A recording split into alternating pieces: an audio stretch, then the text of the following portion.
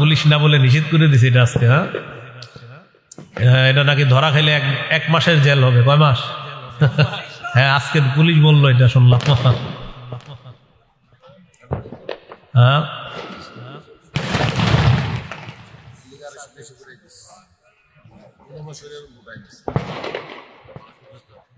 এক তাগুত ছেড়ে আর এক তাগুত ধরলে পরিণতি এটাই হবে। নাই, এক তাগুত ছেড়ে আরেক তাগুত ধরা, বৃষ্টি থেকে বাঁচার জন্য ঝর্ণার নিচে দাঁড়ানো। নাই, এজন্য আমরা তাগুত থেকে এখনো মুক্ত হতে পারিনি। খেলাফত ব্যবস্থা ছাড়া মুসলিম জাতির ভাগ্যের পরিবর্তন হতে পারে না। এই জন্য ওই দিকে মুসলিম জাতি এগিয়ে যেতে হবে। হ্যাঁ, মুসলিম জাতি ওই দিকেই এগিয়ে যেতে হবে। হ্যাঁ, তো লানা রাসূলুল্লাহ সাল্লাল্লাহু আলাইহি সাল্লাম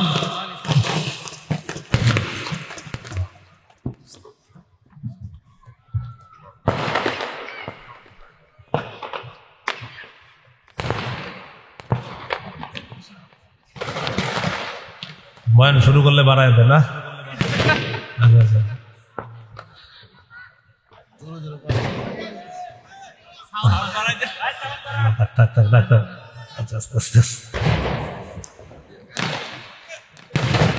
ভাই যারা ফুটাইতেছেন হইছে, আমরা বুঝতেছি আপনারা পারতেছেন, এখন থামেন।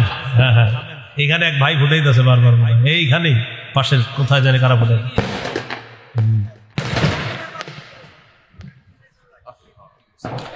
সূরা আহজাবের 58 নম্বর আয়াত। যারা আপনারা আতশবাজি ফুটাচ্ছেন, এখনই কোরআনের অনুবাদ দেখে নেন। সূরা আহজাব 58 নম্বর আয়াত। সূরা আহজাব 58, সূরা আহজাব 58। পাপের বোঝা বহন করে কবরে যেতে হবে। সূরা আহজাব 58। এখনই যারা আতশবাজি ফুটাচ্ছেন, এখনই কোরআনের বাংলা অনুবাদ থাকলে দেখেন। সূরা আহজাবের 58 নম্বর আয়াতের অনুবাদটা এখনই দেখে নিতে পারেন। কোন সূরা, কত নম্বর আয়াত? যারা আতশবাজি ফুটাচ্ছেন, এখনই ঘরে বাংলা অনুবাদ থাকলে অনুবাদটা পড়েন, পড়ার পর সিদ্ধান্ত নেন ফুটাবেন কিনা। সূরা আহজাবের 58 নম্বর আয়াত। সূরা আহজাবের 58 নম্বর আয়াতে আল্লাহ আলোচনা আসতো। আমার আজকে যে আলোচনা করতেছি ওইটাতে চলে আসতো, এরা আগেই শুরু করে দিচ্ছে। হ্যাঁ হ্যাঁ, ইহুদি খ্রিস্টানদেরকে অভিভাবক বানানোর যে ক্ষতিগুলা, দুইটা ক্ষতি হইল। তো দ্বিতীয় ক্ষতিটা ছিল পোশাক।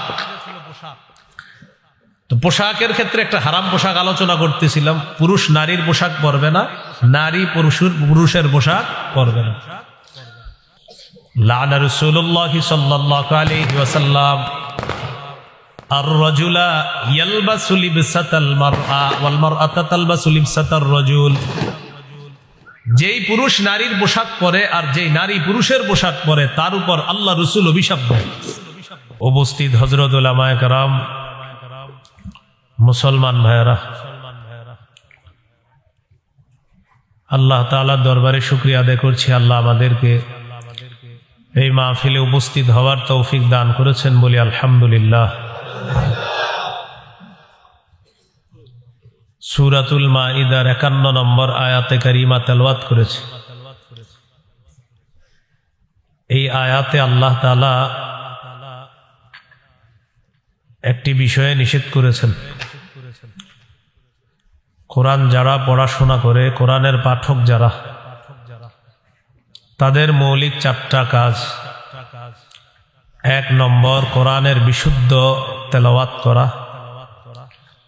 2 নম্বর কোরআনের বিশুদ্ধ অনুবাদ শিক্ষা করা। 3 নম্বর কোরআনের বিভিন্ন আয়াতের মতলব, উদ্দেশ্য বোঝার চেষ্টা করা। 4 নম্বর কোরআনের কিছু হুকুম আছে, কিছু নিষেধ আছে, আদেশগুলা মানা, নিষেধগুলা থেকে বেঁচে থাকা। যেমন কোরআনে আছে আকিমুস সালাহ, তোমরা নামাজ কায়েম করো। ওয়া আতুজ যাকাত, তোমরা যাকাত দাও। ওয়ারকাউ মা'আর রাকিঈন, রুকুকারীদের সাথে রুকু করো। এগুলা কোরআনের আদেশ, কোরআনের হুকুম। আল্লাহ তাআলা বলেন, উতলু মা উহিয়া ইলাইকা মিনাল কিতাবি ওয়া আকিমিস সালাহ। নবী, আপনার প্রতি যে ওহী কিতাবের যে ওহী আপনার কাছে আসে এই ওহী আপনি তেলাওয়াত করেন, হুকুম। ওয়া আকিমিস সালাহ, নামাজ কায়েম করেন, হুকুম। সূরা তাহাতে আছে আল্লাহ তাআলা বলেন, ইন্নানি আনাল্লাহ লা ইলাহা ইল্লা আনা ফা'বুদনি। আমি আল্লাহ, আমি ছাড়া কোনো ইলাহ নাই, আমার ইবাদত করো। ওয়া আকিমিস সালাতা লিযিকরি, আমার শরণার্থে নামাজ কায়েম করো। সূরা হুদে আল্লাহ তাআলা বলেন, ওয়া আকিমিস সালাতা তারাফাইন নাহারি ওয়া যুলাফাম মিনাল লাইল। দিনের দুই প্রান্তে রাতের কিছু অংশে সালাত কায়েম করো। এগুলা হলো হুকুম। সূরা বাকারা 238 নম্বর আয়াতে আছে, হাফিজু আলাস সালাওয়াত, নামাজ সমূহের প্রতি যত্নবান হও, নামাজের প্রতি যত্নবান হও। এগুলা হলো হুকুম। কিছু বিষয় আছে নিষেধ। সূরা বাকারা 60 নম্বর আয়াতে আল্লাহ বলেন, ওয়ালা তা'সাউ ফিল আরদি মুফসিদিন। দুষ্কৃতিকারী রূপে দুনিয়াতে ফাসাদ সৃষ্টি করো না। এই যে বাজি বুজি ফুটানো হচ্ছে, এগুলা ফাসাদ, এগুলা অন্যায়, কোনো সন্দেহ নাই। এগুলা হলো নিষেধ। সূরা আলী ইমরানের 130 নম্বর আয়াতে আছে, ইয়া আইয়ুহাল্লাযীনা আমানু লা তা'কুলুর রিবা আযআফাম মুদাআফা। হে ঈমানদারগণ, তোমরা বহুগুণে বৃদ্ধি করে সুদ খেও না, নিষেধ। তেমনি ভাবে একটা নিষেধ হলো যে আয়াতটা তেলাওয়াত করলাম, হে ঈমানদারগণ, তোমরা ইহুদি খ্রিস্টানদেরকে অভিভাবক রূপে গ্রহণ করো না। তাদের একে অপরের অভিভাবক। তোমাদের মধ্যে যারা তাদেরকে অভিভাবক রূপে গ্রহণ করবে তারা তাদের অন্তর্ভুক্ত হয়ে যাবে। নাউজুবিল্লাহ। ইহুদি খ্রিস্টানদেরকে অভিভাবক রূপে গ্রহণ করলে কি ক্ষতি? এক নম্বর ক্ষতি হলো তাদের কালচার আমাদের উপর তারা চাপিয়ে দিবে জোর করে। আবু দাউদের হাদিস 4031 নম্বর হাদিস, রাসূলুল্লাহ সাল্লাল্লাহু আলাইহি সাল্লাম বলেন, মান তাশাব্বাহা বিকওমিন ফাহুয়া মিনহুম। যে ব্যক্তি কোন সম্প্রদায়ের সাদৃশ্যতা অবলম্বন করলো সে তাদেরই অন্তর্ভুক্ত হয়ে গেল। নাউজুবিল্লাহ। আমাদের ধর্মের নাম ইসলাম। মুসলমান হিসাবে আমরা ইসলাম পালন করতে হবে। ইসলামের আদর্শ আছে। সূরা আলী ইমরানের 19 নম্বর আয়াতে আল্লাহ বলেন, ইন্নাদ-দীনা ইনদাল্লাহিল ইসলাম। নিশ্চয়ই আল্লাহর কাছে একমাত্র দিন হলো ইসলাম। সূরা আলী ইমরানের 85 নম্বর আয়াতে আল্লাহ বলেন, ওয়া মান ইয়াবতাগি গায়রাল ইসলামি দীনা। কেউ যদি ইসলাম ছাড়া অন্য কোনো কিছুকে দিন হিসাবে কামনা করে, ফালাই ইউকবালা মিন, এটা তার থেকে গ্রহণ করা হবে না, কিছুতেই গ্রহণ করা হবে না। ওয়া হুয়া ফিল আখিরাতি মিনাল খাসিরিন, সে আখিরাতে ক্ষতিগ্রস্তদের অন্তর্ভুক্ত হবে। অভিভাবক যারা আছি, সন্তান, এই সন্তানদেরকে ইসলাম পালনের কথা বলতে হবে, নিজেরাও ইসলাম পালন করতে হবে।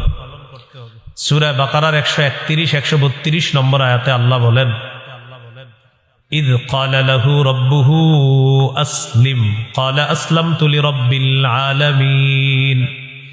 স্মরণ করুন ওই সময়কে যখন ইব্রাহিম নবীকে তার রব বললেন আত্মসমর্পণ করেন। ইব্রাহিম নবী বললেন, আমি বিশ্বজগতের রব আল্লাহর কাছে আত্মসমর্পণ করলাম। পরের আয়াতে আল্লাহ বলেন, ওয়াওয়াসসা বিহা ইব্রাহিমু বানিহি ওয়া ইয়াকুব। ইব্রাহিম নবী, ইয়াকুব নবী তাদের সন্তানদেরকে ওসিয়ত করেছেন, ইয়া বানিয়া ইন্নাল্লাহা আসতাফা লাকুমুদ-দীন ফালা তামুতুন্না ইল্লা ওয়া আনতুম মুসলিমুন। হে প্রিয় সন্তান, আল্লাহ তাআলা তোমাদের জন্য দ্বীন নির্বাচন করেছেন, তোমরা মুসলমান না হয়ে মরবা না। 2 আয়াত থেকে শিখলাম অভিভাবকরা ইসলাম পালন করবে, সন্তানদেরকে ইসলাম পালনের ওসিয়ত করতে হবে। এইগুলো 1 নাম্বার। তাহলে ইসলামের পরিবর্তে অন্যদের কালচার গ্রহণ, এটা কখন আমাদের কাছে সহজ হয়ে যায়? ইহুদি খ্রিস্টানদেরকে যখন অভিভাবক বানাবো, তাদের এই অপসংস্কৃতি অশ্লীলতা জোর করে আমাদের উপর চাপায় দেয়। 2 নম্বর, খাটো পোশাক, পাতলা পোশাক, আটশাট পোশাক, যে পোশাক ইসলামের পোশাক না, এমন পোশাক মেয়েদের শরীরেও তারা চাপায় দেয়, অথচ পোশাকের নীতিমালাও ইসলামে আছে। সূরা আরাফের 26 নম্বর আয়াতে আল্লাহ বলেন, ইয়া বানি আদম কদ আনজালনা আলাইকুম লিবাসান ইউয়ারি সাওআতিকুম ওয়া রিশা ওয়া লিবাসুত তাকওয়া যালিকা খায়র। হে আদম সন্তান, আমি তোমাদেরকে পোশাক দিলাম, এমন পোশাক যেই পোশাক তোমাদের সতর ঢেকে রাখবে, এবং সৌন্দর্যতার জন্য তোমাদেরকে পোশাক দিলাম। তাকওয়ার পোশাক হলো সর্বোত্তম পোশাক, তাকওয়ার পোশাক সর্বোত্তম পোশাক। তিরমিজির হাদিস 1999 নম্বর হাদিস, قال رسول الله صلى الله عليه وسلم لا يدخل الجنة من كان في قلبه مثقال ذرة من كبر। রাসূলুল্লাহ সাল্লাল্লাহু আলাইহি সাল্লাম বলেন, যার অন্তরে সরিষার দানা পরিমাণ অহংকার আছে সে জান্নাতে প্রবেশ করবে না। قال رجل إن الرجل يحب أن يكون ثوبه حسنا ونعله حسنة يا رسول الله। হুজুর, কোন মানুষ আছে যারা চায় তার পোশাকটা যেন একটু উত্তম হয়, তার জুতা যেন উত্তম হয়, এটাও কি অহংকার হবে? فقال رسول الله صلى الله عليه وسلم إن الله جميل يحب الجمال। কেউ যদি একটু উত্তম জুতা পরে, উত্তম পোশাক পরে, এটা তার সৌন্দর্যতা। আল্লাহ সুন্দর, সৌন্দর্যতাকে আল্লাহ ভালোবাসেন। হাদিসের শেষে আছে অহংকার কাকে বলে। আল কিবিরু বাতরুল হাক্কি ওয়া গামতুন নাস। অহংকার হলো সত্যকে অস্বীকার করা, মানুষকে ছোট করে দেখা। অহংকার হলো সত্যকে অস্বীকার করা, মানুষকে ছোট করে দেখা, এটা হলো অহংকার। ইসলামে পোশাকের যেমন নীতিমালা আছে, মনে রাখবেন পোশাক মৌলিকভাবে 3 প্রকার। কয় প্রকার? হলেন ওয়াজিব, মুস্তাহাব, হারাম। ওয়াজিব হলো যে পোশাক সতর ঢেকে রাখবে, ততটুকু পোশাক আবশ্যক, এটা লাগবে, জরুরি। আবু দাউদের হাদিস 4017 নম্বর হাদিস। হাদিসের বর্ণনাকারী বাহজ ইবনে হাকিম, তিনি তার বাবা থেকে, তার বাবা তার দাদা থেকে, তার দাদা নবীর থেকে হাদিসটা বর্ণনা করছেন। عن بهز بن حكيم عن أبيه عن جده قال قلت يا رسول الله عوراتنا ما نأتي منها وما نذار। বাহজ ইবনে হাকিম তার পিতা থেকে, তার পিতা তার দাদা থেকে, তিনি বলেন, আমি রাসূলুল্লাহ সাল্লাল্লাহু আলাইহি সাল্লামকে জিজ্ঞাসা করলাম, ওগো আল্লাহর নবী, কতটুকু সতর খোলা রাখবো আর কতটুকু সতর ঢেকে রাখতে হবে আপনার কাছে জানতে চাই। فقال رسول الله صلى الله عليه وسلم احفظ عورتك إلا من زوجتك أو ما ملكت يمينك। রাসূলুল্লাহ সাল্লাল্লাহু আলাইহি সাল্লাম বলেন, তোমার স্ত্রী ছাড়া সবার সামনে তুমি সতর ঢেকে রাখতে হবে। তো তিনি আবার প্রশ্ন করলেন, ইদা কানাল কওমু বা'দুহুম আলা বা'দিন। হুজুর, যখন অনেকজন একসাথে থাকে, ম্যাচে অনেকে আপনারা ভাড়া থাকেন, 4 জন বন্ধু একসাথে, মহিলা হোস্টেলে মেয়ে 3-4 জন একসাথে থাকে, তখন সতরের কি মাসালা? فقال رسول الله صلى الله عليه وسلم إن استطعت أن لا يرينها أحد فلا يرينها। রাসূলুল্লাহ সাল্লাল্লাহু আলাইহি সাল্লাম বলেন, যথাসম্ভব একজন পুরুষ অপর পুরুষের সতর দেখবে না, একজন নারী অপর নারীর সতর দেখবে না। সাহাবী প্রশ্ন করলেন, ইদা কানার রাজুলু খালিয়ান ইয়া রাসূলুল্লাহ। হুজুর, কেউ যদি ঘরে একা থাকে তখন সতর কি হবে? ঘরে একা আছেন, দরজা বন্ধ, জানালা বন্ধ, তখন সতরের কি মাসালা? فقال رسول الله صلى الله عليه وسلم আল্লাহু আহাক্কু আন ইউস্তাহিয়া মিনহু মিনান নাস। ঘরে যদিও কেউ না থাকে তখন আল্লাহ থাকে, আল্লাহকে মানুষের চেয়ে বেশি লজ্জা পাওয়া দরকার। তাই তুমি ঘরে একা থাকলে সতর আরো বেশি করে ঢাকবা। ঘরে একা থাকবেন, তখন আল্লাহকে বেশি লজ্জা পেতে হবে। তখন আল্লাহকে বেশি লজ্জা পাইলে তো এই জন্য আমার সতর ঘরে একা থাকলেও ঢেকে রাখতে হবে। বুঝে আসছে সবার? এটা ওয়াজিব। আরেকটা হলো মুস্তাহাব। আবু দাউদের হাদিস 4063 নম্বর হাদিস। এই হাদিসের বর্ণনাকারী আবুল আহওয়াস তিনি তার পিতা থেকে বর্ণনা করেন। তিনি বলেন, আতাইতুন নবিয়্য সাল্লাল্লাহু আলাইহি ওয়াসাল্লাম ফি সাওবিন দুনিন। আমি একটা নরমাল পোশাক পরে নবীজির কাছে আসলাম, একটা নিম্নমানের পোশাক পরে নবীজির কাছে আসলাম। ফাকালা রাসূলুল্লাহ সাল্লাল্লাহু আলাইহি ওয়াসাল্লাম আলাকা মালুন।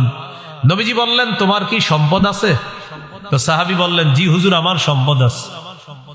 নবীজি বললেন, মিন আইয়িল মাল, কোন ধরনের সম্পদ আছে তোমার? তখন তিনি বললেন, কদ আতানি আল্লাহু মিনাল ইবিলি ওয়াল গানামি ওয়াল খাইলি ওয়ার রাকিক। আল্লাহ তাআলা আমাকে ওট দিয়েছেন, মেষ দুম্বা দিয়েছেন, ঘোড়া দিয়েছেন, দাস দাসী দিয়েছেন। আলহামদুলিল্লাহ, আমার যথেষ্ট সম্পদ আছে। তো নবীজি বললেন, এত সম্পদ আছে তো এরকম নরমাল পোশাক পরলা কেন? তোমার এত সম্পদ, পোশাক এত নরমাল কেন? ইযা আতাকাল্লাহু মালান ফালিরা আসারু নি'মাতিল্লাহি আলাইকা ওয়া কারামাতি। আল্লাহ যখন তোমাকে পোশাক দিয়েছেন, আল্লাহ পছন্দ করেন এই নিয়ামতের নিদর্শন যেন তোমার মধ্যে দেখা যায়। তোমার যে সম্পদ আছে, সম্পদ অনুযায়ী তুমি একটু পরিপাটি হয়ে থাকবা, এই নিয়ামতের নিদর্শন যেন তোমার মধ্যে দেখা যায়, এটা আল্লাহ পছন্দ করেন। তাহলে মানুষকে না দেখানোর জন্য, রবের খুশি, রব নিয়ামত দিছে, এই নিয়ামতের শুকরিয়া হিসাবে আপনি সম্পদ অনুযায়ী যদি একটু লন্ড্রি করে, ইস্ত্রি করে একটু উন্নত মানের পোশাক পরেন, এটা আল্লাহ পছন্দ করেন। এটা হলো মুস্তাহাব। বলেন এটা কি? আবু দাউদের হাদিস 4062 নম্বর হাদিস। এই হাদিসের বর্ণনাকারী জাবের রাদিয়াল্লাহু তাআলা তিনি বলেন, আতানা রাসূলুল্লাহ সাল্লাল্লাহু আলাইহি ওয়াসাল্লাম ফারাআ রাজুলান শাইসান ক্বাদ তাফাররাকা শা'রুহু। রাসূলুল্লাহ সাল্লাল্লাহু আলাইহি সাল্লাম আমাদের কাছে আসলেন। আসার পর এক ব্যক্তির দিকে তাকাইলেন, তাকিয়ে দেখে তার মাথার চুলগুলা এলোমেলো। মাথার চুল কি? এলোমেলো। فقال رسول الله صلى الله عليه وسلم اما يجد هذا ما يسكن به شعره। নবীজি বললেন, আচ্ছা তার কি কোনো চিরুনি নাই মাথার চুলগুলা আছড়ানোর জন্য? সে কি কোনো চিরুনি পায় না মাথার চুলগুলা আছড়ানোর জন্য? ওয়ারাআ রাজুলান আখরা আলাইহি থিয়াবুন ওয়াসিখা। আরেক ব্যক্তিকে দেখলেন তার শরীরে ময়লা কাপড়। فقال رسول الله صلى الله عليه وسلم আমা হাযা ইয়াজিদু মাআন ইয়াগসিলু বিহি তাওবা। নবীজি বললেন, আচ্ছা সে কি পানি পায় না কাপড়গুলা ধোয়ার জন্য? তাহলে চুল এলোমেলো, বললেন চিরুনি নাই আশ্রানোর জন্য। এরপরে দেখলেন কাপড় ময়লা, নবীজি বললেন সে কি পানি পায় না এই কাপড় ধৌত করার জন্য? এই কথা বলার পর এখান থেকে আমরা বুঝে আসতেছে হাদিস থেকে, একটু পরিপাটি হয়ে থাকা, চুলগুলা আপনার একটু আছড়ায়া তেল দেওয়া, এটা ইসলাম নিষেধ করে না, এটা উৎসাহিত করে। তাহলে বলেন, যা 2 বছর গোসল করে না, 1 বছর গোসল না করে চুলগুলা জটলা বানায় আর বিভিন্ন মাজারে ঘুরে আর চুলগুলা ভয়ঙ্কর এক স্টাইল ধারণ করে, লাল কাপড় অথবা সালা পরে আর দাবি করে পীর, তার মুরিদও জমে যায়, নিঃসন্দেহে এটা ভণ্ডামি ছাড়া আর কিছু না। আবার সালা পরার পর তার মুরিদ হয়। কেন? আমার কথা হলো, মুরিদ তো অনেক হয়েছে। এখন বলেন 1 লাখ মুরিদ যদি 1 টাকা করে চাঁদা উঠায়, কত হয়? তো তার সামনে আপেল আনে, কমলা, আঙ্গুর সবকিছু আনে, কিন্তু 1 সেট জামা কেউ হাদিয়া আনে না। কেন? হ্যাঁ, বুঝলাম প্রথমে উনি গরিব ছিলেন। তো পীর সাহেবের এখন তো মুরিদ আছে, মুরিদরা কি দেখে না আমাদের পীর সাহেবের জামা নেই, একটা জামা হাদিয়া দিই? আপেল দেয়, কমলা দেয়, আঙ্গুর দেয়, সব দেয়, কিন্তু জামাটা হাদিয়া দেয় না। কেন? কারণ পীর এবং মুরিদ উভয় দল জানে যে আমার এই ভণ্ডামির ইনভেস্ট হলো আমার এই পোশাক, এই পোশাক এটা হলো আমার ইনভেস্ট। কারণ আমার ইনভেস্ট এটা হলো এই সালা আর চুলগুলা জটলা রাখা, আমার পীরগিরি ঠিকই তো আছে এটার উপরে। তো এই জন্য এটা খুলবে না। এমনি আপনার আপেল, কমলা, আঙ্গুর সব খায়, খিচুড়ি খায়, বিরিয়ানি খায়, কিন্তু জামা পরিবর্তন করে না। তাহলে ইসলাম কি এগুলা বলছে? বলেন না। ইবনে মাজার হাদিস 1056 নম্বর হাদিস। জুমার নামাজের দিন রাসূল সাল্লাল্লাহু আলাইহি সাল্লাম বয়ান করতেছে, আন্না নবী সাল্লাল্লাহু আলাইহি ওয়াসাল্লাম খাতাবান নাস ইয়াউমাল জুমুআ, জুমার দিন নবীজি বয়ান করতেছে। ফারাআ আলাইহিম থিয়াবান নিমার, তাকায়া দেখে কিছু সাহাবীর শরীরে আপনার কাজের পোশাক, যে পোশাক পরে কাজ করে ওই পোশাক পরে তারা জুমার নামাজে আসছে। ফাকালা রাসূলুল্লাহি সাল্লাল্লাহু আলাইহি ওয়াসাল্লাম আমা আলা আহাদিকুম ইন ওয়াজাদা সাআতান আইয়াত্তাখিযা থাওবাইন লিজুমুআতিন সিওয়া থাওবাই মাহনাতিহি, শোনো, তোমাদের যাদের সামর্থ্য আছে তারা কাজের পোশাকের পরিবর্তে জুমার সালাতের জন্য আলাদা 2 জোড়া পোশাক সংগ্রহ করে রাখবা। জুমার নামাজের দিন ওই 2 জোড়া পোশাক পরে তোমরা জুমার সালাতে আসবা। এখান থেকে বোঝা যায় সামর্থ্যবানদের জন্য তারা কাজের পোশাক খুলতে হবে, আর আলাদা সুন্দর 2 জোড়া পোশাক পরে জুমার নামাজে যাওয়া, এটা তাদের জন্য উত্তম। তাহলে জুমার নামাজ, ঈদের নামাজ, এই নামাজগুলা একটু উত্তম পোশাক পরে পড়া, এটা ইসলাম উৎসাহিত করছে। তাহলে বলেন তো, উত্তম পোশাক পরা ইসলামে কি নিষেধ আছে? 3 নাম্বার হারাম পোশাক, এটা একটু মন দিয়ে শোনেন। বলেন সবাই, কি পোশাক? হারাম পোশাক। সমস্যা নেই, হারাম পোশাকটা একটু মন দিয়ে শোনেন। 1 নাম্বার, পুরুষের জন্য রেশম হারাম। 2 নাম্বার, পুরুষ নারীর পোশাক পরবে না। 3 নাম্বার, নারী পুরুষের পোশাক পরবে না। 4 নাম্বার, অহংকারের পোশাক পরবে না। 5 নাম্বার, বিধর্মীদের পোশাক পরবে না। 6 নম্বর, 8-7 খাটো ছোট পাতলা পোশাক এটা পরবে না, যেগুলো অলরেডি পরে আমাদের মুসলিম তরুণীরা ইতিমধ্যে বিভিন্ন হোটেলে গিয়ে অবস্থান করতেছে। 12টার পরে মদ, পাশাপাশি নাচানাচি ইত্যাদি শুরু হবে। 1 নাম্বার, রেশমের পোশাক, এটা হারাম। সহিহ মুসলিমের বর্ণনা, 2069 নম্বর হাদিস। قال رسول الله صلى الله عليه وسلم لا تلبسوا الحرير فإنه من لبسه في الدنيا لم يلبسه في الآخرة। রাসূলুল্লাহ সাল্লাল্লাহু আলাইহি সাল্লাম বলেন, তোমরা রেশমের পোশাক পরিধান করো না। যে ব্যক্তি দুনিয়াতে রেশমের পোশাক পরিধান করবে সে আখিরাতে রেশমের পোশাক পরিধান করতে পারবে না। এখন একটু বুঝেন, পুরুষের জন্য দুনিয়াতে রেশম হারাম, জান্নাতে মুসলিম পুরুষের জন্য রেশম হালাল। সহিহ বুখারীর বর্ণনা, 5837 নম্বর হাদিস। এই হাদিসের বর্ণনাকারী হুযায়ফা রাদিয়াল্লাহু তাআলা তিনি বলেন, নাহাদান নবী সাল্লাল্লাহু আলাইহি ওয়াসাল্লাম আন নাশরাবা ফি আনিয়াতিদ যাহাবি ওয়াল ফিদ্দা ওয়া আন লুবসিল হারিরি ওয়াদ দিবাজ ওয়া আন নাজলিসা আলাইহি। নবীজি আমাদেরকে স্বর্ণ রূপার পাত্রে পানাহার করতে নিষেধ করেছেন, মোটা পাতলা রেশম পরতে নিষেধ করেছেন, রেশমের উপর বসতেও নিষেধ করেছেন। পুরুষরা রেশমের পোশাক পরবো না, রেশমের কাপড়ের উপর বসবো না। বিভিন্ন বাসায় বেড়াতে যান, সোফার উপরে বসেন না, গেলে অনেকের সোফা আপনার রেশমের সুতা থাকে, আল্লাহ জানে নাকি, ঠিক আছে? তো রেশমের সুতা থাকে, কারুকার্য, ওটাতে কিন্তু বসবেন না। এটা নারীকে বসতে দিবেন, আপনার মেয়েকে বসতে দিবেন। পিছনে ছোট্ট একটা বালিশ থাকে, এই বালিশে অনেক সময় রেশমের সুতা দিয়ে কারুকার্য থাকতে পারে। হ্যাঁ, তো এরকম যদি থাকে এটা আপনি পিছনে দিবেন না। এরকম যদি রেশমের কারুকার্য থাকে, বুঝে আসছে কথাটা? এখন যদি রেশম থাকে, বা সামান নবী বলছে আমি রেশম পরিধান করব না, আমি রেশমের উপর বসবো না, এটার উপর আমি হেলাত দিব না, এটা নারীরা দুনিয়াতে ব্যবহার করবে, আমার জন্য আখিরাতে। বলেন আমাদের জন্য কোথায়? আমাদের জন্য যে আখিরাতে, এই ব্যাপারে সরাসরি একটা হাদিস আছে, সুবহানাল্লাহ। সহিহ বুখারী 5633 নম্বর হাদিস। রাসূলুল্লাহ সাল্লাল্লাহু আলাইহি সাল্লাম বলেন, লা তাশরাবু ফি আনিয়াতিদ যাহাবি ওয়াল ফিদ্দা, আল্লাহ, ওয়ালা তালবাসুল হারীরা ফাইন্নাহা লাহুম ওয়া লাকুম ফিল আখিরা। রাসূলুল্লাহ সাল্লাল্লাহু আলাইহি সাল্লাম বলেন, তোমরা স্বর্ণ রূপার পাত্রে পানাহার করবা না, তোমরা রেশমের পোশাক পরবা না। তো রাসূলুল্লাহ সাল্লাল্লাহু আলাইহি সাল্লাম বলেন, তোমরা রেশমের পোশাক, এদিকে তাকান, সমস্যা নেই, আল্লাহ তাআলা বুঝদান করেন। রাসূলুল্লাহ সাল্লাল্লাহু আলাইহি সাল্লাম বলেন, তোমরা রেশমের পোশাক পরবা না। এখন নবীজি 2টা বাক্য বলেছেন, খুব সুন্দর। ফাইন্নাহা লাহুম ওয়া লাকুম ফিল আখিরা। আমার সাথে বলেন না, বলেন ফাইন্নাহা লাহুম ওয়ালাকুম ফিল আখিরাহ। এটার অর্থ হলো নবীজি সাল্লাল্লাহু আলাইহি সাল্লাম বলেন, বিধর্মী পুরুষদের জন্য দুনিয়াতে রেশম, তোমরা মুসলিম পুরুষের জন্য আখিরাতে রেশম। কি সুন্দর বাক্য আমাদের নবীজি সাল্লাল্লাহু আলাইহি সাল্লাম বলেছেন।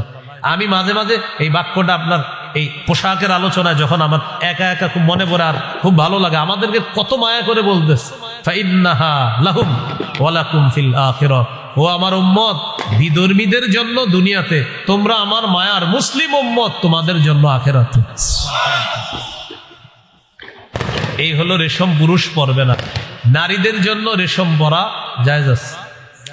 সহিহ মুসলিমের বর্ণনা 2071 নম্বর হাদিস, আলী রাদিয়াল্লাহু তাআলা আনহুর বর্ণনা। তিনি বলেন, উহদিয়াত লিরাসূলিল্লাহি সাল্লাল্লাহু আলাইহি ওয়াসাল্লাম হুল্লাতুন সিয়ারা।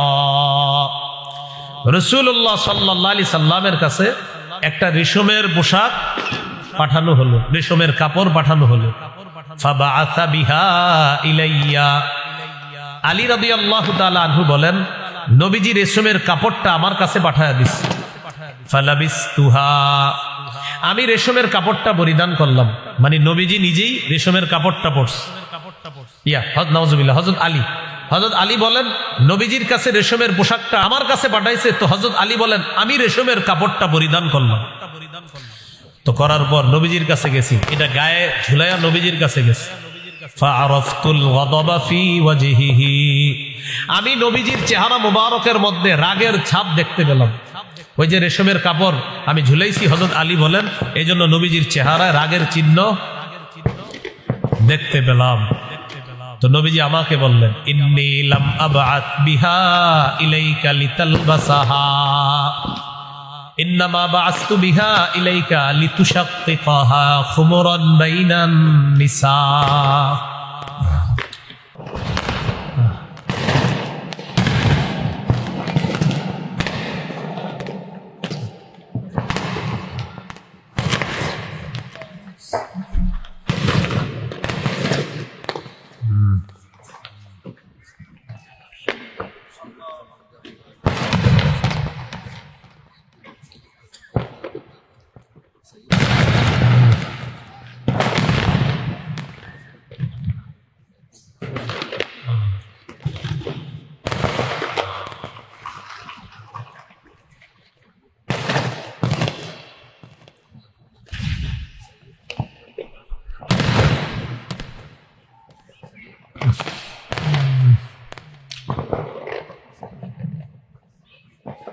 তো রাসূলুল্লাহ সাল্লাল্লাহু আলাইহি সাল্লাম হযরত আলী রাদিয়াল্লাহু তাআলা আনহুকে বললেন, আমি রেশমের পোশাক, রেশমের কাপড় তোমাকে পরিধান করার জন্য পাঠাইনি, আমি তোমার কাছে এটা পাঠিয়েছি লিতুশাক্কিকাহা খুমরান বাইনান নিসা। তুমি এটা টুকরা টুকরা করে নারী সদস্য যারা আছে তাদেরকে ওড়না হিসাবে ব্যবহার করার জন্য দিবা, এই জন্য এটা পাঠিয়েছি। তো বুখারীর বর্ণনায় আসছে 5840 নম্বর হাদিসে হযরত আলী বলেন, ফাশাক্কাকতুহা বাইনান নিসা, আমি নারীদের মাঝে এটা ওড়না বানায়া বন্টন করে দিয়ে দিলাম মেয়েরা পরিধান করার জন্য। এই হলো আপনার রেশমের পোশাক পুরুষের জন্য হারাম। 2 নাম্বার, পুরুষ নারীর পোশাক পরবে না। 3 নাম্বার, নারী পুরুষের পোশাক পরবে না। পুলিশ না বলে নিষেধ করে দিছে এটা আজকে। হ্যাঁ, এটা নাকি ধরা খেলে 1 মাসের জেল হবে। কয় মাস? হ্যাঁ, আজকে পুলিশ বললো, এটা শুনলাম। হ্যাঁ,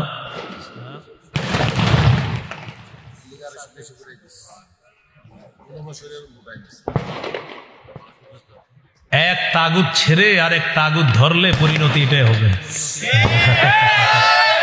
নাই, এক তাগুত ছেড়ে আরেক তাগুত ধরা, বৃষ্টি থেকে বাঁচার জন্য ঝর্ণার নিচে দাঁড়ানো।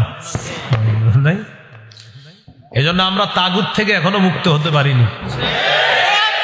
খেলাফত ব্যবস্থা ছাড়া মুসলিম জাতির ভাগ্যের পরিবর্তন হতে পারে না। এই জন্য ওই দিকে মুসলিম জাতি এগিয়ে যেতে হবে। হ্যাঁ, মুসলিম জাতি ওই দিকেই এগিয়ে যেতে হবে। হ্যাঁ, তো লানা রাসূলুল্লাহ সাল্লাল্লাহু আলাইহি সাল্লাম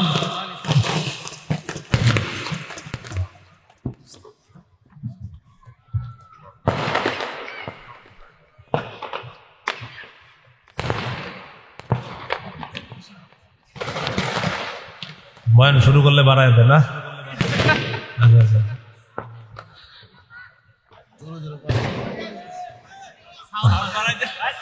থাক, থাক, থাক, থাক।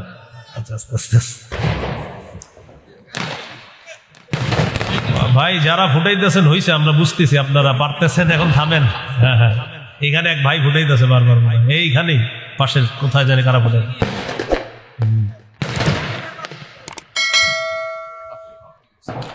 সূরা আহজাবের 58 নম্বর আয়াত। যারা আপনারা আতশবাজি ফুটাচ্ছেন এখনই কোরআনের অনুবাদ দেখে নেন। সূরা আহজাব 58 নম্বর আয়াত। সূরা আহজাব 58, সূরা আহজাব 58। পাপের বোঝা বহন করে কবরে যেতে হবে। সূরা আহজাব 58। এখনই যারা আতশবাজি ফুটাচ্ছেন এখনই কোরআনের বাংলা অনুবাদ থাকলে দেখেন। সূরা আহজাবের 58 নম্বর আয়াতের অনুবাদটা এখনই দেখে নিতে পারেন। কোন সূরা? কত নম্বর আয়াত? যারা আতশবাজি ফুটাচ্ছেন এখনই ঘরে বাংলা অনুবাদ থাকলে অনুবাদটা পড়েন, পড়ার পর সিদ্ধান্ত নেন ফুটাবেন কিনা। সূরা আহজাবের 58 নম্বর আয়াত। সূরা আহজাবের 58 নম্বর আয়াতে আল্লাহ আলোচনা আসতো, আমার আজকে যে আলোচনা করতেছি ওইটাতে চলে আসতো, এরা আগেই শুরু করে দিচ্ছে। হ্যাঁ, হ্যাঁ। ইহুদি খ্রিস্টানদেরকে অভিভাবক বানানোর যে ক্ষতিগুলা, দুইটা ক্ষতি হইল। তো দ্বিতীয় ক্ষতিটা ছিল পোশাক। তো পোশাকের ক্ষেত্রে একটা হারাম পোশাক আলোচনা করতেছিলাম। পুরুষ নারীর পোশাক পরবে না, নারী পুরুষের পোশাক পরবে না। লানা রাসূলুল্লাহ সাল্লাল্লাহু আলাইহি ওয়াসাল্লাম আর-রাজুলা ইয়ালবাসু লিবসাতাল মারআ ওয়াল মারআতু তালবাসু লিবসাতার রাজুল। যেই পুরুষ নারীর পোশাক পরে আর যেই নারী পুরুষের পোশাক পরে তার উপর আল্লাহ রসুল অভিশাপ দেন। আল্লাহ রসুল তার উপর অভিশাপ। গায়ে হলুদ অনুষ্ঠানে ছেলেরা দেখবেন এক কালারের ড্রেস পরে, 5 জন 6 জন 10 বন্ধু 20 বন্ধু একই কালারের ড্রেস বানায়। ওই ড্রেস বানিয়ে তারা কি করে, একটা ওড়না বানায়, এই ওড়নাটা পা পর্যন্ত ঝুলায় রাখে। পিছন দিয়ে গিয়ে বলবেন আসসালামু আলাইকুম খাদিজা আপা, কেমন আছেন? পুরুষ আপনি জানেন, তারপরে বলবেন যে ভাই, বলবেন যে আপনাকে বলবে আমি তো পুরুষ, তুমি আমার খাদিজা বলবেন আপনি ওড়না পেঁচাইছেন তো এই জন্য আমি ভাবলাম। কিছু ছেলে কানে ছিদ্র করে কানে ধুল পরে, এটাও স্পষ্ট নিষেধ। এটাও কি স্পষ্ট নিষেধ?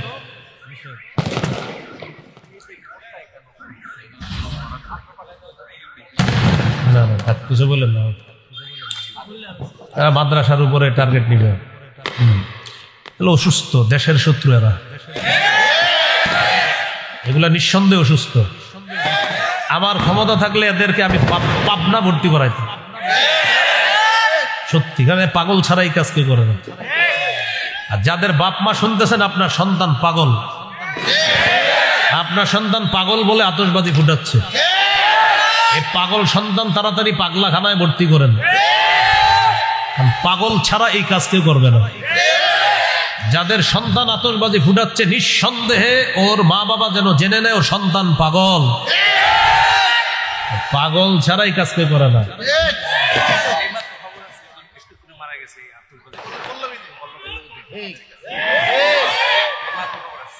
পল্লবীতে একজন স্ট্রোক করে মারা গেছে আতশবাজির আওয়াজে, এই মাত্র খবর আসছে। তো এই জন্য যারা অভিভাবক শুনতেছেন আপনার সন্তানকে ভর্তি করান, তাড়াতাড়ি ভর্তি করান, এই যেন আগামী বছরের আগে সুস্থ হয় আর এই জাতীয় অসুস্থ মার্কা কাজ না করে।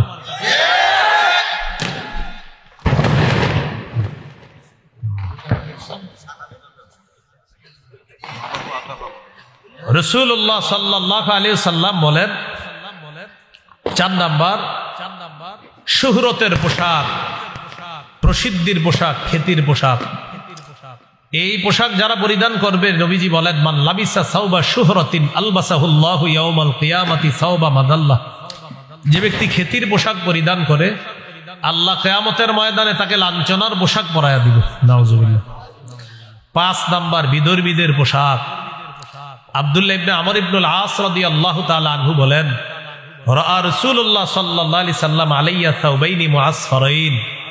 নবীজি আমার শরীরে 2টা রঙিন পোশাক দেখছে। এই পোশাকের রংগুলো সুন্দর ছিল না, নবী আমাকে বললেন, হাজিহি মিন সিয়াবিল কুফার, এগুলা কাফেরদের পোশাক, ফালা তালবাসহা, এগুলা পরিধান করবা না। কিছু ছেলে কুটিপতির সন্তান দেখবেন প্যান্ট পরে ছেঁড়া প্যান্ট, এখানে ফাড়া, এখানে ছেঁড়া, এখানে ছেঁড়া। হ্যাঁ, আগে ছেঁড়া প্যান্ট যারা পড়তো আমরা ভাবতাম সে ভিক্ষুক ফকিন্নি, তো এখন কুটিপতির সন্তান ছেঁড়া প্যান্ট পরে। তো এই জন্য এলাকার মসজিদের ইমাম সাহেব যারা শুনতেছেন, আপনারা যদি কোনো কুটিপতির সন্তানকে দেখেন ছেঁড়া প্যান্ট পরে, আপনি মসজিদের মুসল্লিদের থেকে চান্দা উঠায় তাকে প্যান্ট কেনার ব্যবস্থা করে দিন। কারণ তার আব্বার সব টাকা আছে, বাড়ি গাড়ি করার টাকা আছে, তারও টাকা আছে, শুধু প্যান্ট কেনার টাকা নাই। তো এই জন্য আমরা এটা কিনে দিতে হবে। আমাদের দেশে কিছু যুবক আছে, যুবতী আছে, এমন তাদের মস্তিষ্ক এমন অসুস্থ হয়েছে, ভারতের কোন সুপারস্টার যদি কালকে সালা গায়ে দেয়, আমেরিকার কেউ যদি সালা গায়ে দেয়, তারা সালা গায়ে দিবে আর বলবে এটাই ফ্যাশন। কি বলবে? এটাই ফ্যাশন। এরকম তৈরি হয়ে, তো এখন বলেন ছেঁড়া প্যান্ট পরে নাম দিছে কি ফ্যাশন। ছেঁড়া প্যান্ট বললে আমরা দিতাম ভিক্ষা, এখন ছেঁড়া প্যান্ট পরা এটাই ফ্যাশন। এখন ভাই যদি কাউরে এরকম দেখেন, আপনি প্রথমে ভিক্ষা দিবেন।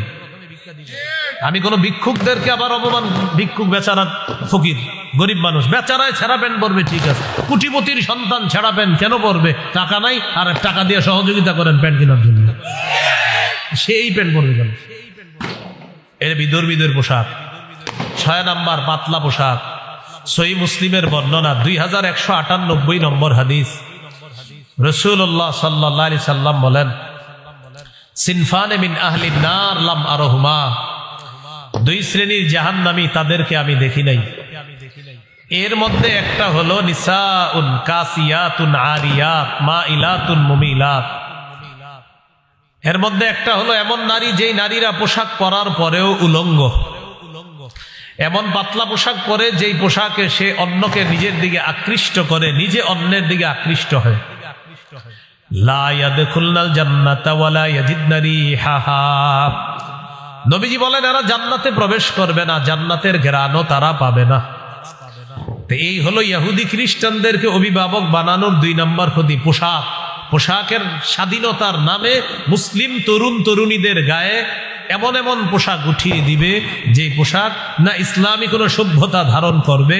মেয়েরা এমন পোশাক পরবে যে পোশাকে সে সমাজে অশ্লীলতা ছড়াবে, আর নাম দিবে এটা পোশাকের স্বাধীনতা। 3 নাম্বার টেটু আঁকা। টেটু কি আঁকা? উল্কি আঁকবে। সহিহ বুখারীর বর্ণনা 5940 নম্বর হাদিস, লাআনা রাসূলুল্লাহ সাল্লাল্লাহু আলাইহি ওয়াসাল্লাম আল ওয়াশিমা ওয়াল মুস্তাওশিমা ওয়াল ওয়াসিলা ওয়াল মুস্তাওশিমা, যেই নারী পর চুলা লাগায়, অন্যের চুল প্রতিস্থাপন করে দেয়, যেই নারী শরীরে টেটু আঁকে, উল্কি আঁকে, বা যেই নারী এঁকে দেয়, ইদানিং ইলেকট্রিক শর্ট দিয়ে আঁকা হয়, ওয়ান নামিসাত ওয়াল মুতানাম্মিসাত, যেই নারী ভুরু উঠায় ভুরু, আর যেই নারী অন্য নারীর ভুরু উঠিয়ে দেয়, উভয়ের উপর আল্লাহ রসুলের অভিশাপ। তাহলে টেটু আঁকা, উল্কি আঁকা, রসুলের অভিশাপ পাবে তারা। 4 নাম্বার আতশবাজি ফুটানো। বলেন কি ফুটানো? এই যে এটা চলতেছে, যেটা এটা ঈদের আগের রাতেও ফুটায় একদল এই আজকের দিনকে ফুটায়, আরেক দল বিয়ে, গায়ে হলুদ ইত্যাদিতে ফুটায়। সূরা আহজাবের 58 নম্বর আয়াতে আল্লাহ বলেন, ওয়াল্লাযীনা ইউযুনাল মুমিনিনা ওয়াল মুমিনাতি বিগাইরি মাকতাসাবু ফাকাদ ইহতামালু বুহতানাও ওয়া ইসমাম মুবিনা, যারা কোনো কারণ ছাড়া অন্যায়ভাবে মুমিন নারী পুরুষকে কষ্ট দিবে, তারা প্রকাশ্য পাপের বোঝা বহন করবে। এই পাপের বোঝা নিয়ে তারা কবরে যাবে। এই পাপের বোঝা নিয়ে কোথায় যাবে? কবরে যাবে। তাহলে বলেন, কোন দিবসকে কেন্দ্র করে এইখানে যারা আমার আলোচনা শুনছে, তো আমরা আজকে তো ফুটাবো না, আমরা কোন দিবস ঈদের আগেও না, বিয়েতে, গায়ে হলুদ, কোথাও আমরা আতশবাজি জীবনেও আমরা এগুলা করবো না ইনশাআল্লাহ। আপনার বন্ধু যারা আছে তাদেরকেই দাওয়াত দেন। 5 নাম্বার গান বাজানো, এটা এখনো বাকি আছে। আজকে একটু পরে গান শুরু হবে, কিন্তু এখন তো মাত্র স্যাম্পল দেখলেন। গানের নিয়মটা হবে এমন, কিছু ছেলে ক্রিকেট খেলার আয়োজন করবে, পাশে আপনার 2টা বক্সে জোরে জোরে গান বাজাবে, খিচুড়ি পাকাবে, রাত 4টা বাজে খিচুড়ি খেয়ে তাহাজ্জুদ পরে ঘুমিয়ে যাবে। এ হলো 5 নাম্বার আপনার গান। গান, এই গান নতুন বর্ষকেও স্বাগত জানায়।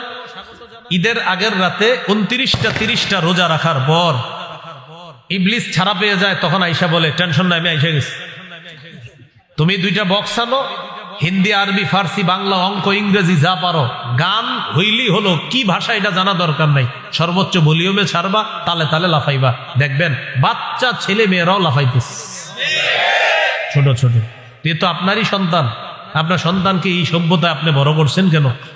সূরা তাহরিমের 6 নম্বর আয়াতে আল্লাহ বলেছেন, কু আনফুসাকুম ওয়া আহলিকুম নার, নিজে এবং পরিবারকে আগুন থেকে বাঁচাও, নিজেকে এবং পরিবারকে আগুন থেকে বাঁচাও। কু কু বাঁচাও, প্রোটেক্ট, কু সেভ, প্রোটেক্ট আনফুসাকুম ইউরসেলফ ওয়া আহলিকুম এন্ড ইউর ফ্যামিলিজ নার এগেইনস্ট আ ফায়ার। ফায়ার অর্থ কি? আগুন। আগুন, আগুন থেকে বাঁচাও, নিজেকে বাঁচাও, পরিবারকে বাঁচাও, আগুন থেকে বাঁচাও পরিবার। এই জন্য এই আয়াতের ব্যাখ্যায় সাহাবায়ে কেরাম বলেন, আল্লিমু আওলাদাকুম আল আদাবা, সন্তানকে ছোটবেলা থেকে শিষ্টাচার, ভদ্রতা শিক্ষা দাও। আপনি যদি সন্তানের হাত ধরে তাকে নাচের আর গানের স্কুলে নিয়ে যান, আর বড় হলে আলেমদের কাছে গিয়ে বলে, হুজুর সন্তানটা শেষ, ছোটবেলা যখন নাচের আর গানের স্কুলে নিছেন, কসাই বাবা হিসাবে সন্তানের হাত ধরে আপনি জাহান্নামে নিয়ে গেছেন, তখন এই কাজ কেন করলেন? হ্যাঁ, আবার ইমাম সাহেবের কাছে হাসি দিয়া দোয়া চাই, হুজুর দোয়া করেন। গান, গানের ব্যাপারে শুধু এতটুকু মনে রাখবেন, আমার যেই বিষয়টা আর কি গানের ব্যাপারে আপনার, আমি যেই বিষয়টা আমার সবচেয়ে গুরুত্ব লাগে গানের ব্যাপারে, নবীজি কোরআন তেলাওয়াত করতেন, কাফেররা নবীজির তেলাওয়াত শুনতো চুপি চুপি, মজা লাগতো।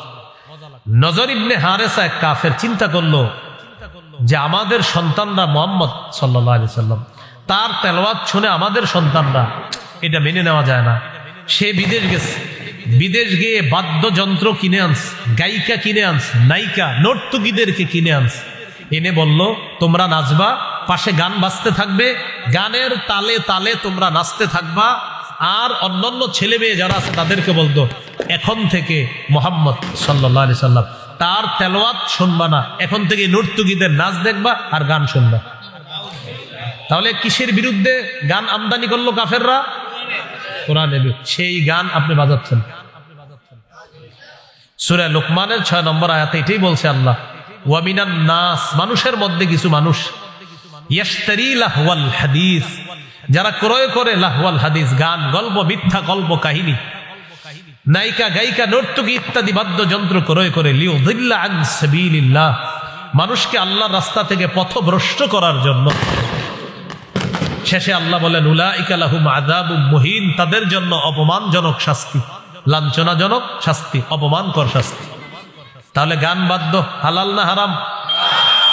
রাসূলুল্লাহ সাল্লাল্লাহু আলাইহি সাল্লাম বলেন, লা তাবিউল কাইনাতি ওয়াল মুগান্নিয়াতি ওয়ালা তাশতারুহুন্না ওয়া তামানুহুন্না হারাম। তোমরা নায়িকা গায়িকা বিক্রি করবা না, কিনবাও না, এক্সপোর্ট করবা না, ইম্পোর্ট করবা না, বাংলাদেশের কোনো গায়ক গায়িকা নায়িকা ইত্যাদি তাদেরকে সৌদি আরবে পাঠাইবা না, আর বিদেশের কাউকে বাংলাদেশে এনে 3 কোটি টাকা দিবা না। হ্যাঁ, আসলেই ঠিক, নবী নিষেধ করছে, মানে এটা যে আমি বলছি বলে ঠিক এরকম না, আসলেই ঠিক।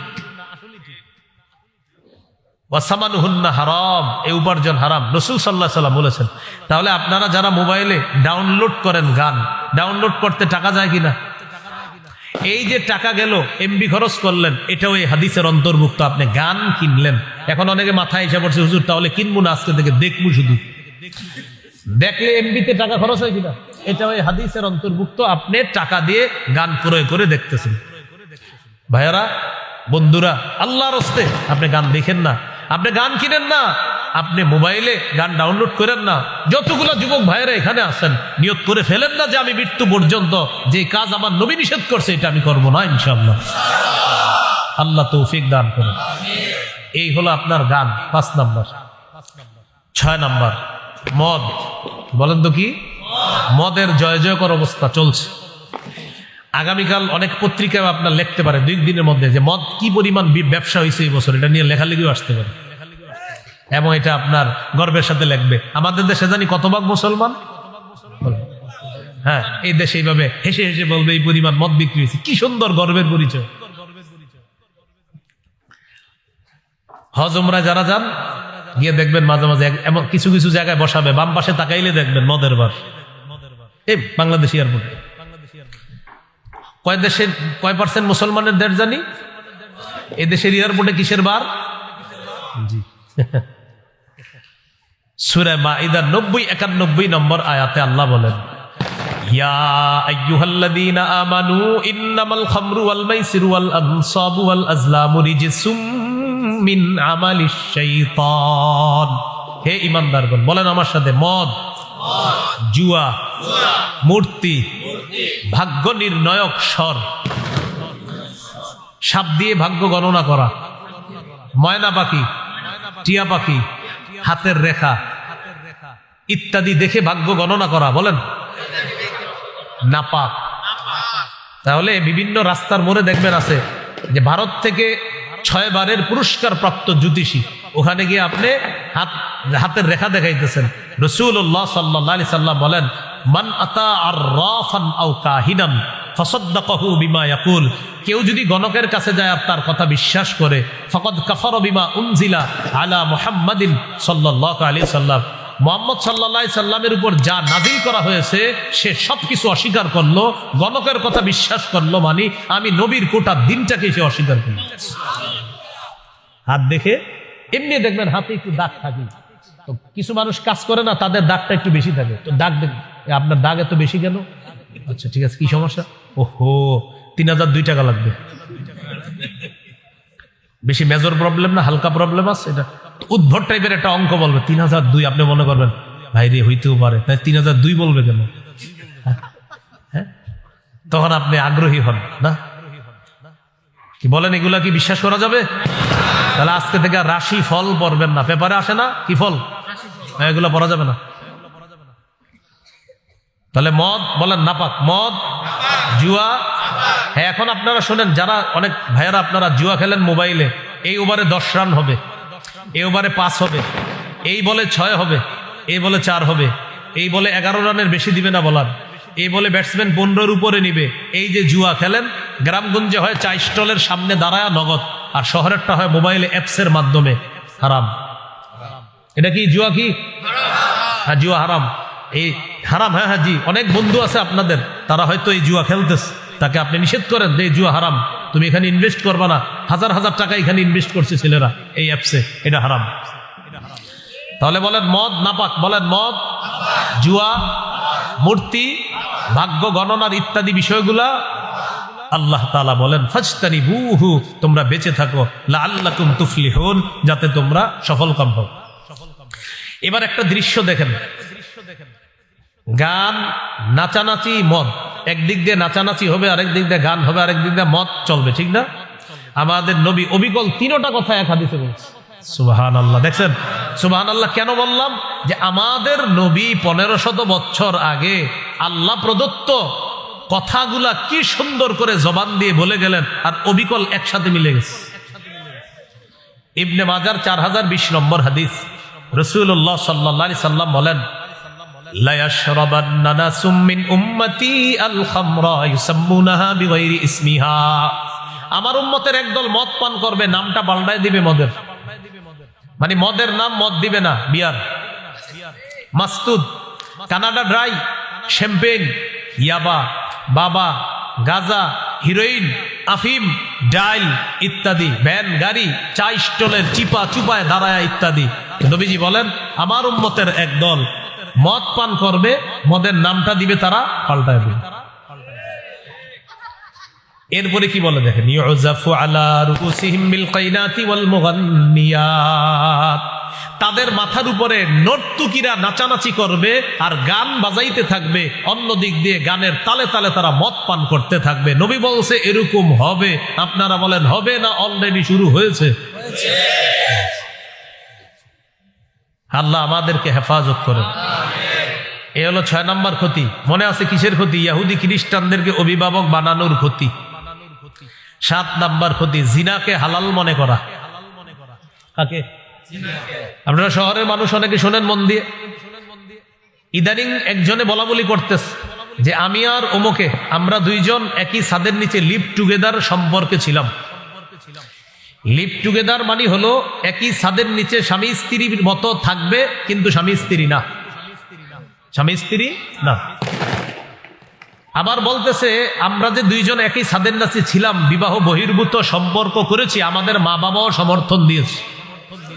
নাউজুবিল্লাহ তো বললেন। আরেকটা ঘটনা শোনা, এটা শুনলে কি বলবেন দেখেন। সে আবার একটা স্টেটাস একটা লেখা দিছে এরকম, আমাদের দেশে ডিভোর্স নরমালাইজ হয়েছে, আশা করা যায় লিভ টুগেদারটাও নরমালাইজ হয়ে যাবে ইনশাআল্লাহ। শেষে লেখছে কি ইনশাআল্লাহ, শেষে লেখছে ইনশাআল্লাহ, একদম একদম দুই চোখে আমি পড়ছি। তাহলে তো আরো সুন্দর হয়ে গেল। তাহলে এই যে ইনশাআল্লাহ লেখাটা আমি নিজে আরো বলতেছি, এটা লাইভে বলছে, তাহলে তো হয়ে গেল, আরো প্রমাণ হয়ে গেল। এখন বলতেছি কি যে লিভ টুগেদার এটাও নরমালাইজ হয়ে যাবে। শেষে বলতেছি কি আল্লাহর নাম নিয়ে কি কথা বলতেছে। এখন আমি কি বলতেছিলাম, আমার আলোচ্য বিষয় 7 নাম্বার, জিনাকে হালাল মনে করবে। এই যে একই ছাদের নিচে আছে, মা বাবাও বলতেছে থাকো, এরা দুইজনও বলতেছে এটা কোনো ব্যাপার না, এটা নরমাল ব্যাপার, এটা সোসাইটি মেনে নিতে হবে।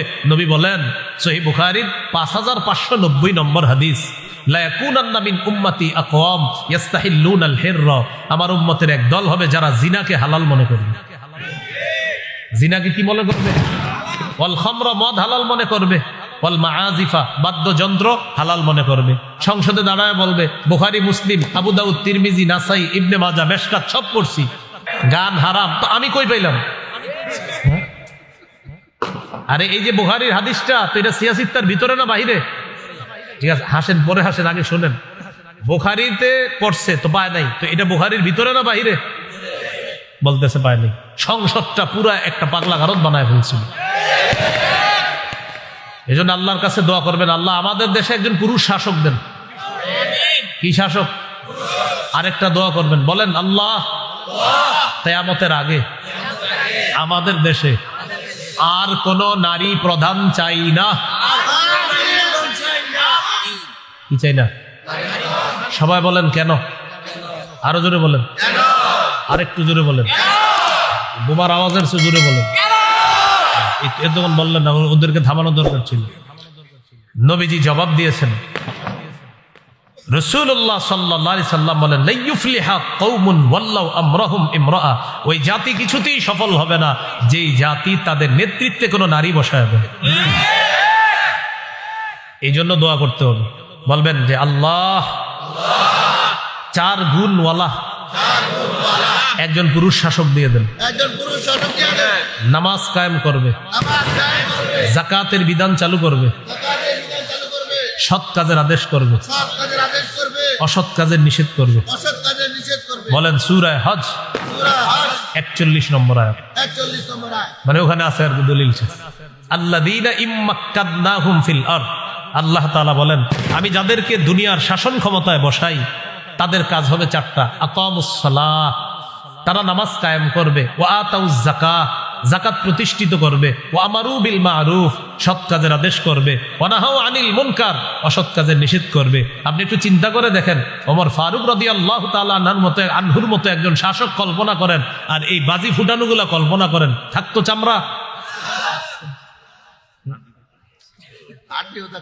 সাহস পাইতো না। ওমর ফারুক রাদিয়াল্লাহু, এই জন্য বলছিলাম খেলাফত ব্যবস্থা ছাড়া আমাদের ভাগ্যের পরিবর্তন হবে না। এই তন্ত্র ওই তন্ত্র যা কিছুই বলেন, হ্যাঁ, এটা কিন্তু মনে রাখতে হবে আপনার, মুসলমানদের চূড়ান্ত ভাগ্যের পরিবর্তন খেলাফত ব্যবস্থা দিয়েই হবে, এছাড়া হবে না।